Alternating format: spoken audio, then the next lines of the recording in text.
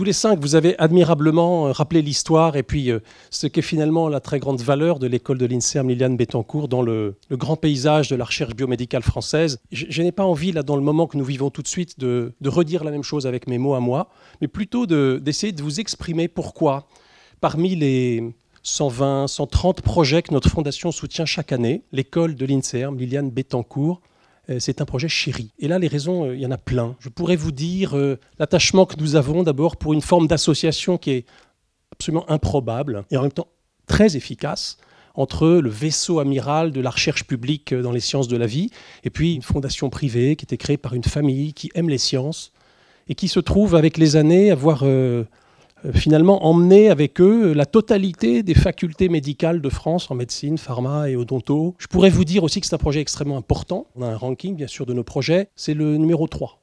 C'est le top 3. Alors, selon l'indicateur, qui est toujours un petit peu réducteur du nombre de millions d'euros qui sont investis par notre fondation dans ce projet. Je précise que ça vaut si nous signons cette convention qui nous attend sur la table là-bas là, et qui nous engage, vous l'avez compris, pour les 10 prochaines promos auprès de ce projet. Je pourrais vous dire aussi que bien sûr il y a une valeur symbolique très forte au fait que l'école porte le nom de notre fondatrice, Liliane Bettencourt, qui est venue elle-même ici il y a quelques années dire la passion qu'elle avait, qu'elle a toujours eue pour la rencontre et pour l'échange avec les chercheurs et en particulier avec les jeunes chercheurs.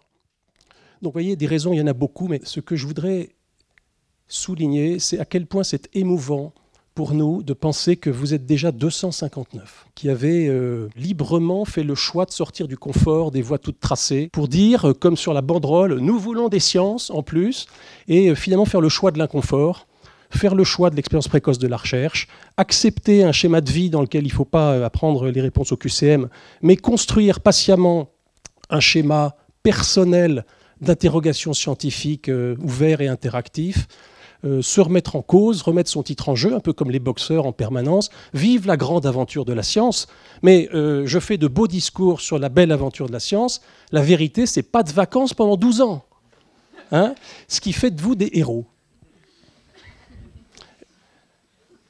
Et moi, qui m'apprête à signer 10 ans de plus, je me dis que dans 10 ans, vous serez 500, parmi lesquels des dizaines, des centaines auront trouvé leur place dans les meilleurs labos de notre pays, dans les meilleurs services des CHU, et que vous occuperez des positions clés dans le dispositif d'innovation, de recherche et de soins de notre pays. Vous serez chacun à votre place, celle où votre parcours vous aura conduit, mais vous aurez tous ensemble la vision science et soins. Alors que tout oppose ça. Publish or perish, ce qui fait qu'il n'y a plus de place pour le soin dans l'univers universitaire, et puis à l'hôpital, la pénurie de temps médical disponible, l'urgence des appels de la salle qui sont toujours prioritaires, plus le temps pour la recherche. Eh bien, vous tiendrez ensemble cette exigence de pousser plus loin, comme vous l'avez dit, la compréhension fine des mécanismes du vivant, et puis en même temps l'exigence de faire en sorte qu'on en dérive les techniques adaptées pour soulager les malades. Voilà.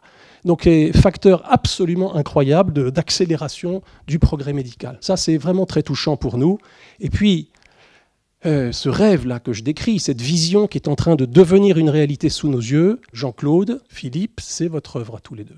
Je crois que ça a été admirablement dit. Moi, je suis touché de voir à quel point vous avez donné de vous-même, tout ce que vous avez fait, donné, qui en fait reflète vos qualités, reflète à la fois d'ailleurs les tiennes, Jean-Claude, et les tiennes, Philippe, et puis celle de espèce de couple extraordinaire, de complémentarité que vous avez su entretenir, enfin construire et entretenir pendant autant d'années.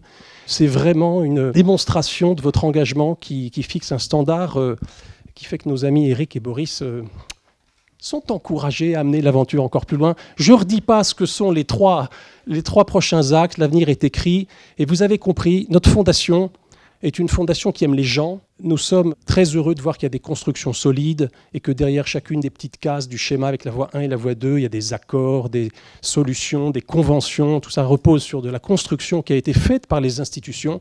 Donc vive les institutions et les systèmes, mais plus encore, vive les gens, vive les personnes qui les animent. Bravo à vous tous et merci beaucoup.